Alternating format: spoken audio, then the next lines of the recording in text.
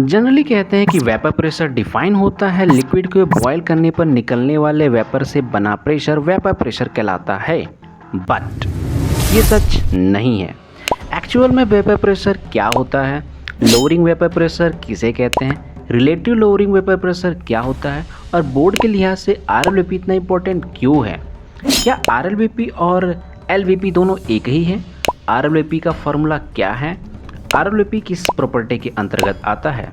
Wait don't worry.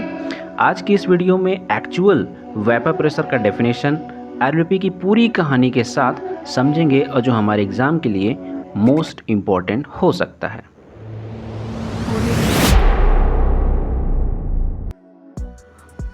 Vapour pressure या कह ले इक्विलिब्रियम वेपर प्रेशर, वेपर का वो प्रेशर जिससे rate of vaporisations equal to the rate of condensation हो।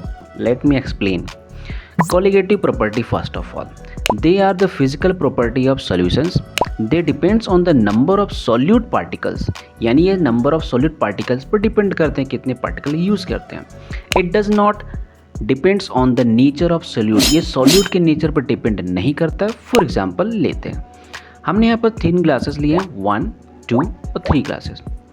अब पहली ग्लास की बात करें, इसको हमने नॉर्मल रखा है, इसमें हमने कोई मिलावट नहीं की है। दूसरी ग्लास में हमने 1 चम्मच सॉल्ट मिलाया है और तीसरे ग्लास में हमने 2 चम्मच सॉल्ट मिलाया है और फिर हमने इसको बॉयल किया।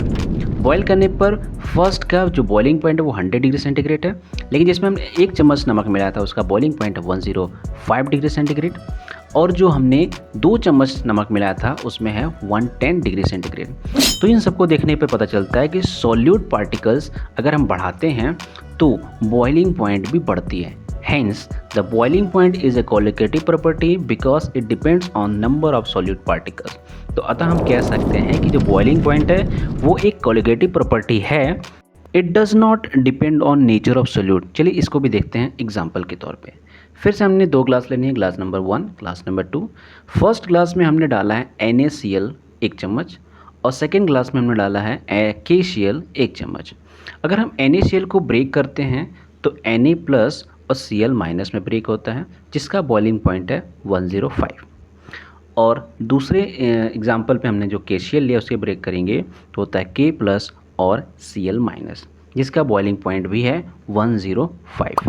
तो जब दोनों के बॉइलिंग पॉइंट सेम है जबकि हमने अलग अलग सॉल्यूट्स यूज़ किए हैं, so hence colligative property do not depend on the nature of solute। colligative properties depend नहीं करता है सॉल्यूट के नेचर पर। There are 4 type of colligative property। Number 1 relative lowering vapor pressure, number 2 elevations of boiling point, number 3 depression of freezing point, number 4 osmotic pressure। तो इन सभी को हमें पढ़ना है, बट उससे पहले मैं आपसे एक क्वेश्चन करना चाहता हूँ, is vapour pressure is colligative property? क्या वेपर प्रेशर एक colligative प्रॉपर्टी है?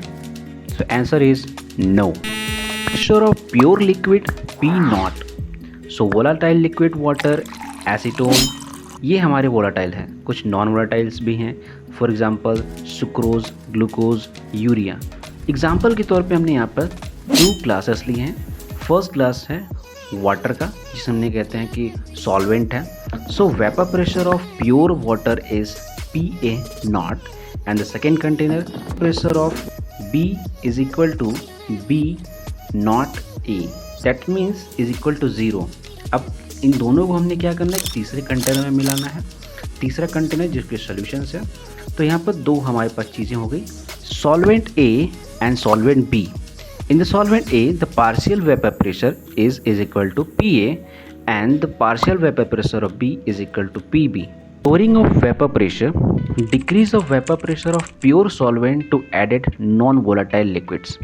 अब ये नॉन वोलाटाइल्स यानी वोलाटाइल्स क्या होते हैं, इनको भी जान लेते हैं। देखिए वोलाटाइल्स का मतलब होता है कि ऐसे सब्सटेंस जो वेपराइज ईजिली हो जाते हैं, जिनकी टेंडेंसी होती है वेपर बनाने की, और नॉन वोलाटाइल्स लिक्विड्स ऐसे होते हैं जिनमें टेंडेंसी होती है नॉन वेपर यानी वेपर नहीं बनाने की। फॉर इंस्टेंस एग्जांपल के तौर पे हम फिर से 2 कंटेनर लेते हैं, container A and container B, solvent और सॉल्यूट के लिए। पहले कंटेनर A की बात करें तो जिसका जो प्योर वाटर का वेपर प्रेशर है वो PA नॉट है, जो कि 80 mmHg है, और इन दोनों को हमने मिलाया एक तीसरे कंटेनर में AB सॉल्यूशन, इसमें पार्शियल वेपर प्रेशर है PA is equal to 60। So lowering vapour pressure is equal to PA naught minus PA, that is equal to 80 minus 60 is equal to 20 mmHg. Relative lowering vapour pressure, अगर relative lowering vapour pressure की बात करें तो relative that means comparison of values, that means relative lowering vapour is equal to lowering of vapor pressure upon vapor pressure of pure solvent, that means PA naught minus PA upon PA, that means is equal to 80 minus 60 upon 80, that's the value is 0.25. According to the Raoult's law, PA proportional to XA and PA is equal to PA naught into XA, that is the first equation. So XA plus XB is equal to 1, that means XA is equal to 1 minus XB, equation 2.